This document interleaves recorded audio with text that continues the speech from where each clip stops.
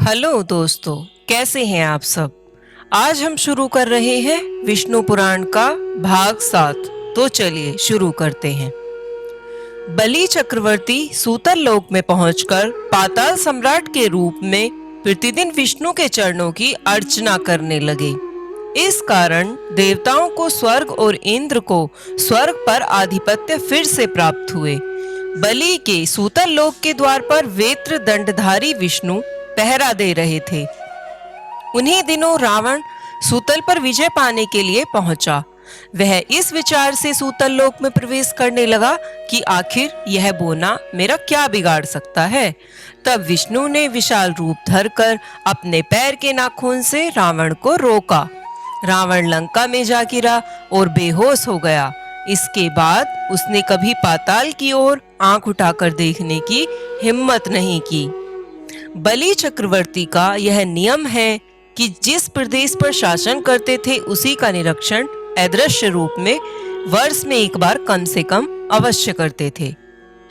इसी विचार से पृथ्वी पर अपने सुसंपन्नता एवं शांतिपूर्ण शासन तथा वहां की सस्य श्यामल फसलों का वे निरीक्षण करने आए। वे शस्यों को पुष्टि और जीवनी शक्ति प्रदान करते, कृमि कीटों से उनकी रक्षा करते। उनके स्वागत के रूप में दीपावली पर्व मनाया जाता। दूसरे दिन बलि प्रतिमा के रूप में उनकी पूजा की जाती। वामन के त्रिविक्रम आकाश विजय के चिन्ह के रूप में आकाशदीप सजाया जाता। दक्षिण महासमुद्र में बलि चक्रवर्ती के पृथ्वी पर पहुंचने के द्वार के रूप में एक द्वीप उत्पन्न हुआ जो बाली द्वीप के नाम से प्रसिद्ध है। बलि चक्रवर्ती के वंशज पल्लव राजाओं ने उनके नाम पर शिल्प चित्रों के वैभव के साथ महाबलीपुरम का निर्माण किया। कांचीपुर में त्रिविक्रम वामनावतार की मूर्ति प्रतिष्ठित की। बलि चक्रवर्ती के शासन काल में जो क्षत्रिय अनुशासित थे वे बाद में विच्छल हो उठे। वे जनता को अनेक प्रकार से सताने लगे। उनके अत्याचारों से जनता में असंतोष फैल गया। पीड़ित प्रजा हमेशा अपने राजा को कोसती रही। राज्य छोटे मोटे टुकड़ों में बंट गए। राजा भी परस्पर लड़ने लगे। इस कारण वे भी दुर्बल हो गए। सब जगह अराजकता फैल गई। हालत ऐसी थी कि जिसकी लाठी उसकी भैंस। उनके शासन में जनता ग्रस्त हो उठी। उस हालत में विष्णु ने दशावतारों में से छठा परशुराम का अवतार धारण किया। जंगल को समूल काटने के समान 21 बार क्षत्रियों को परशु से निर्मूल किया और यह साबित किया कि जिस जिसकी आवश्यकता होती है उसकी पूर्ति करने के लिए वे अवतरित हुआ करते हैं। उस काल में धरती पर शासन करने वाले शासकों के सिरमौर हेदे चक्रवर्ती कार्त्य वीर्यार्जुन सुदर्शन चक्र के अंश को लेकर पैदा हुए थे। किसी जमाने में विष्णु योग निद्रा में निमग्न थे। तब उनके शंख और चक्र के बीच तर्क वितर्क हुआ। इस पर चक्र बोला, सहस्त्र किरण वाले सूर्य को तराशने पर जो रज निकला उसी से विश्वकर्म ने मेरा निर्माण किया। सहस्त्र कोणों के साथ क्षिप्र गति से घूमते हुए मैंने ही तो असंख्य राक्षसों का संहार किया था। मुझे धारण कर विष्णु चक्रीश के नाम से विख्यात हुए। तुम तो सिर्फ ध्वनि करते हो और कुछ नहीं जानते। इस पर पांचजन्य शंख क्रोध में आ गया और बोला, हे चक्र पुरुष, तुम्हारा ऐसा घमंड, तुम पृथ्वी पर एक घमंडी राजा के रूप में पैदा हो जाओगे। विष्णु मुनि पुत्र बनकर लकड़ी चीरने वाली कुल्हाड़ी से तुम्हारा घमंड तोड़ देंगे। शापित चक्र पुरुष कार्त्य वीर्यार्जुन के रूप में पैदा हुए और उन्होंने हेदय साम्राज्य को चतुर्दिक फैलाया। वह भगवान के अवतार रूपधारी दत्तात्रेय के भक्त और शिष्य भी थे। उनके अनुग्रह से कार्त्य वीर्यार्जुन ने अणिमा आदि सिद्धियां और अनेक शक्तियां प्राप्त की। जरूरत के वक्त असंख्य आयुधों के साथ उसको 1000 हाथ प्राप्त हो जाते थे। यूं सूत महर्षि ने समझाया। इस पर नैमिषारण्य के मुनियों ने पूछा, सूत मुनीन्द्र, दत्तात्रेय विष्णु के अवतार ही तो हैं, पर हम यह नहीं जानते कि भगवान विष्णु दत्तात्रेय कैसे कहलाए और क्यों। इसलिए हम दत्तात्रेय की कहानी सुनने को उत्सुक हैं। सूत महर्षि ने दत्तात्रेय की कहानी शुरू की। अत्रि महर्षि ने पुत्र की कामना से भगवान के रूप में विष्णु का स्मरण करते हुए घोर तपस्या की। विष्णु अपने साथ ब्रह्मा और शिव जी को लेकर प्रत्यक्ष हुए और महर्षि से बोले, अत्रि महर्षि, मैं तुम्हारा दत्त बन गया हूँ। हम तीनों एक हैं, इसलिए त्रिमूर्तियों के अंशों से मैं तुम्हारा पुत्र बनूंगा और दत्तात्रेय के नाम से पुकारा जाऊंगा। यूं कहकर वे ब्रह्मा और शिव जी के साथ अदृश्य हो गए। उसी समय नारद त्रिमूर्तियों की पत्नियां होने का गर्व करने वाली लक्ष्मी, सरस्वती और पार्वती के पास पहुंचे और उन्हें अत्रि महामुनि की पत्नी अनुसुईया के पातिव्रत्य की महिमा को असाधारण बताकर प्रमाणित किया। अनुसुईया ने त्रिमूर्तियों की पत्नियों के लिए अनेक कार्य किए थे। अनुसुईया ने गंगा को सताने वाली पाप पिशाचिनियों को निर्मूल किया। नारद से प्राप्त लोहे के चने को पकाकर दे दिया। सूर्योदय को रोकने वाली सुमति को मनाकर सूर्योदय के होने से मरने वाले उसके पति को अनुसुईया ने पुनः जिलाया। इस पर त्रिदेवियों के मन में अनुसुईया के प्रति ईर्ष्या पैदा हो गई।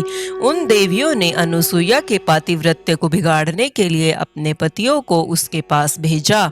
ब्रह्मा, विष्णु और महेश्वर यतियों के वेश धरकर अत्रि के आश्रम में पहुंचे और भवती भिक्षा देहि कहते हुए द्वार पर खड़े हो गए। उस समय तक अत्रि महामुनि अपनी तपस्या समाप्त कर आश्रम को लौटे न थे। वे अतिथि सत्कार की जिम्मेदारी अनुसुईया पर छोड़ गए थे।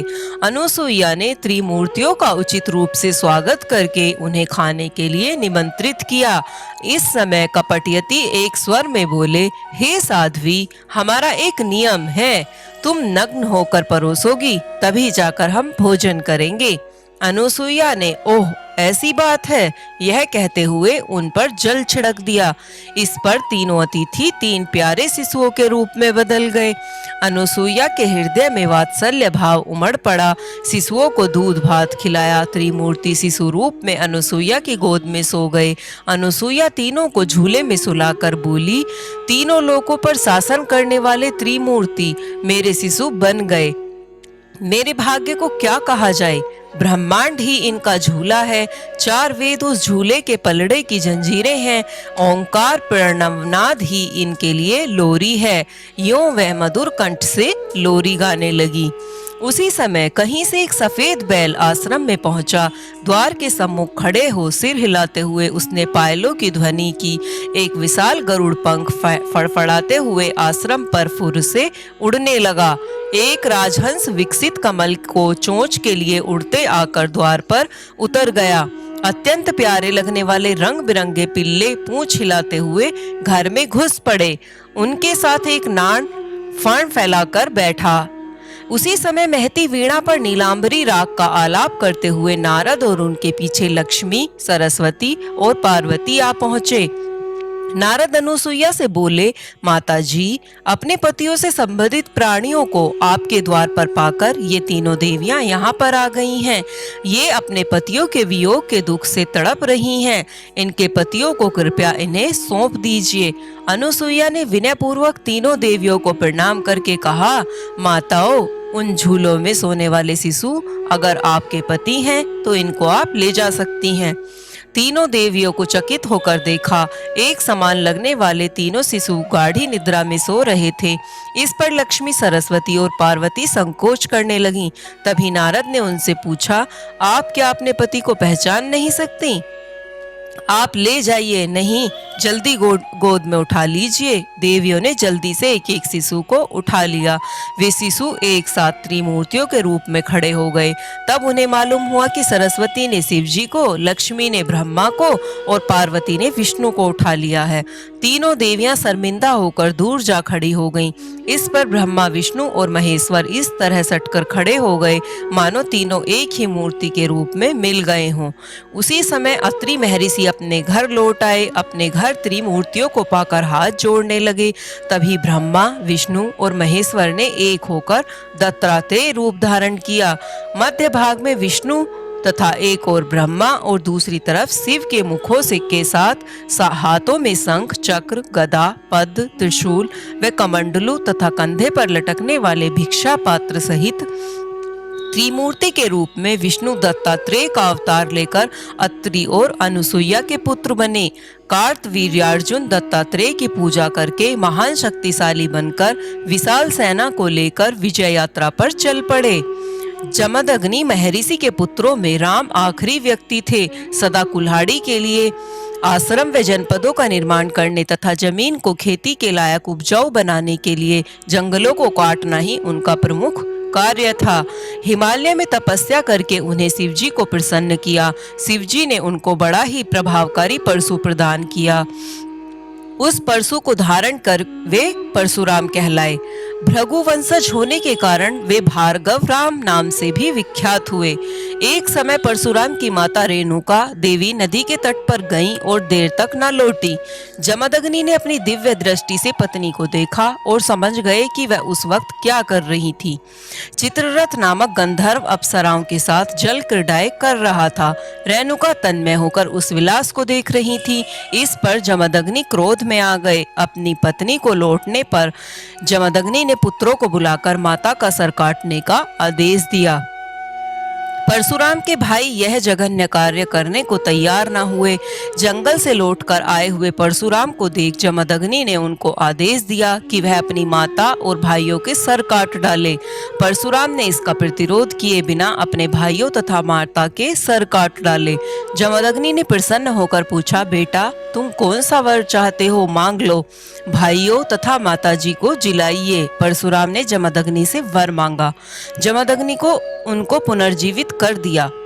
अपने तपो महिमा के प्रति परशुराम के विश्वास तथा उसकी सूक्ष्म बुद्धि पर जमदग्नि प्रसन्न हुए और आशीर्वाद दिया, परशुराम तुम कारण जन्मधारी हो, सदा चिरंजीवी बने रहोगे।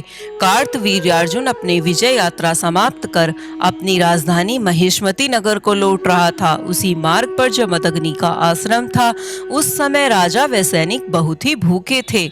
जमदग्नि ने कामधेनु अंश वाली अपनी होम धेनु की वजह से उन सबको भारी भोज दिया। वह गाय जो चीज चाहे असंख्य लोगों को भी देने की क्षमता रखती थी। कार्तवीर्य ने सोचा कि ऐसी गाय उसके पास रहे तो सैनिकों के लिए आहार की समस्या हल हो सकती है। इस लोभ में उसने सैनिकों को आदेश दिया कि वे उस गाय को महिष्मती नगर में हाँक कर ले आएं।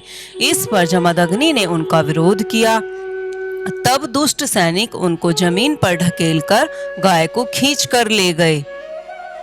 तो धन्यवाद दोस्तों, कैसी लगी आपको हमारी ये कहानी? अगर हमारी कहानी पसंद आई हो तो वीडियो को लाइक करें, शेयर करें और हमारे चैनल को सब्सक्राइब करें। मिलते हैं एक और नई अगली कहानी में, तब तक के लिए धन्यवाद।